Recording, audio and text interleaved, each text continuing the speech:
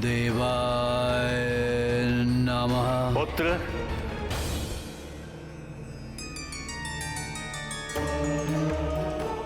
प्रणाम ब्रह्मदेव।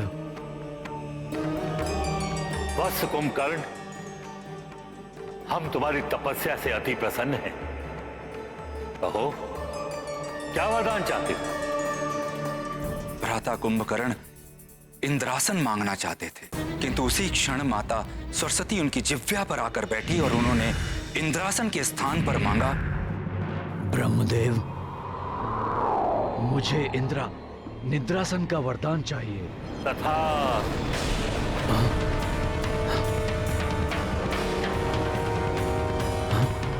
ये मैंने क्या मांग लिया?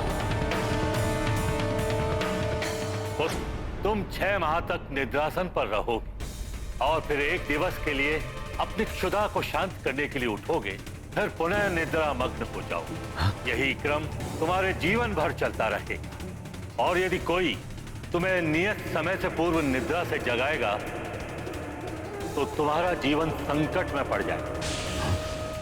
किंतु सब कुछ जानते हुए भी भ्राता लंकेश ने असमय युद्ध के लिए भ्राता कुंभकर्ण की निंद्रा भंग कर दी, जिस कारण अब वो अधिक ही दुर्दांत सिद्ध होंगे। आपने जो किया अनुचित किया है भ्राता। ये क्या कह रहे हो तुम? अपनी पत्नी की रक्षा करना प्रत्येक पति का कर्तव्य है। अनुचित कार्य तो आपने किया है, देवी सीता का अपहरण करके। यदि आपको शूर्पणखा का प्रतिशोध ही लेना था तो उस वनवासी राम के साथ वीरता पूर्वक युद्ध करते, परंतु आपने तो कुछ और ही किया। एक चोर कर्म करते हुए सीता का हरण करके एक अत्यंत ही घृणित कार्य किया है आपने। कुंभकर्ण, मेरे अनुज होकर मेरे शत्रु का पक्ष ले रहे हो तुम? नहीं भ्राताश्री, परंतु जब बड़े पथ भ्रष्ट हो जाएं, तो हम छोटों का ये कर्तव्य है कि हम उन्हें उचित मार्ग दिखाएं। भ्राताश्री, शूर्पणखा के बारे में मैं ही नहीं, आप भी भली भांति परिचित हैं और अवश्य ही वो काम के वशीभूत होकर उस वनवासी राम के पास गई होगी और इसीलिए उसकी नाक काटी गई होगी। प्रतीत होता है कि अभी भी निद्रा के प्रभाव में हो तुम कुंभकर्ण, इसलिए तुम्हें दिखाई नहीं दे रहा कि हमारे राक्षस कुल और हमारी लंका को कितनी क्षति पहुंचाई है उन नर और वानरों ने। नहीं भ्राताश्री, धर्म के मार्ग को छोड़कर अधर्म के मार्ग पर चलने वाले राजा और उसकी प्रजा दोनों को ही दुष्परिणाम भोगने पड़ते हैं। काम, क्रोध, मद, लोभ, ये सब मोह विकार हैं मन के, जिनके वशीभूत होकर धर्म और नीति का मार्ग त्याग कर मनुष्य अधर्म और अनीति का मार्ग अपना लेता है। वही आपने भी किया है भ्राताश्री। बंद करो ये अपना नरगल प्रलाप। विभीषण के जैसे द्रोही की भाषा बोल रहे हो तुम। जाओ, जाकर मिल जाओ मेरे शत्रुओं से। देश दे रहे हो, युद्ध के लिए उठाया है मैंने तुम्हें, ना कि प्रवचन देने के लिए। जाओ। लंकेश रावण में अब भी इतना सामर्थ्य है कि तुम्हारे बिना वो ये युद्ध लड़ सके।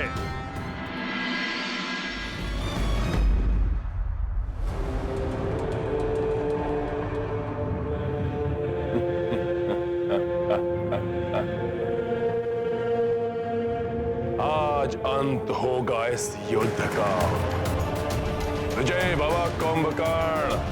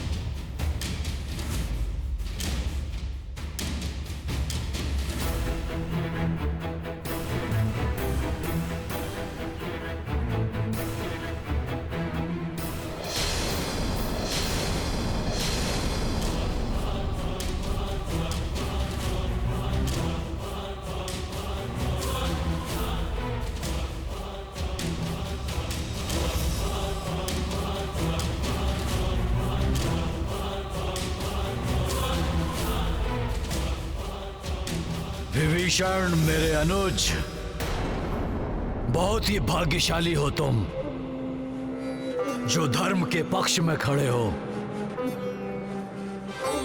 मृत्यु पर्यंत धर्म का ही साथ देना विभीषण।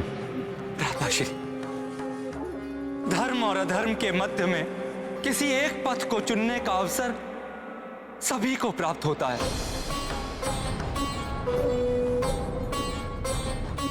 आप भी अधर्म के पथ को त्याग कर धर्म के पक्ष में आ जाइए। विभीषण, मैं भी भ्रातृ धर्म निभा रहा हूं। मैं भ्राता लंकेश से द्रोह नहीं कर सकता। मैं धर्म या अधर्म के लिए इस युद्ध भूमि में नहीं आया हूं। मैं भ्राता लंकेश का साथ देने के लिए इस युद्ध भूमि में आया हूं विभीषण, और मृत्यु पर्यंत उन्हीं का साथ दूंगा। तो मैं भी तो आपका अनुज भ्राता हूं। इसीलिए तो तुम्हें अंतिम बार भेंट करने के लिए बुलाया है विभीषण। जब पुनः हम आमने सामने होंगे, तुम मेरे भाई नहीं बल्कि मेरे शत्रु हो।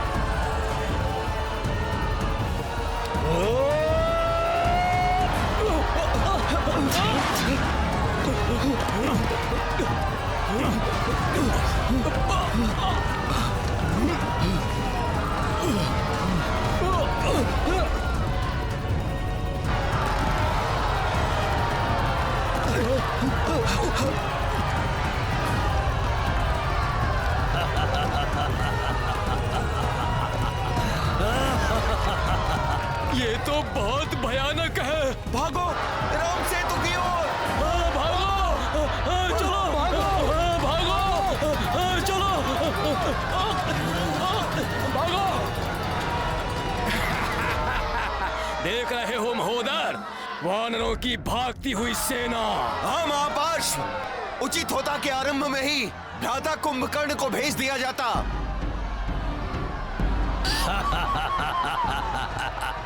यदि इन्हें नहीं रोका गया तो कुंभकर्ण से युद्ध से पूर्व ही हमारी पराजय हो जाएगी। हाँ, आपने बिल्कुल ठीक कहा। इनका मनोबल टूट रहा है। हमें शीघ्र ही कुछ करना होगा। हर कार्य एक समय पर होता है लक्ष्मण। एक ओर हमारे योद्धा भयभीत होकर इससे दूर जा रहे हैं, और दूसरी ओर ये पाप एवं अधर्म का साथ देकर मृत्यु के निकट आ रहा है। इसके पाप का घड़ा बढ़ते ही इसकी मृत्यु निश्चित है। मुझे विश्वास है कि इस युद्ध में पाप और अधर्म के साथ देने वाले को कोई नहीं बचा पाएगा।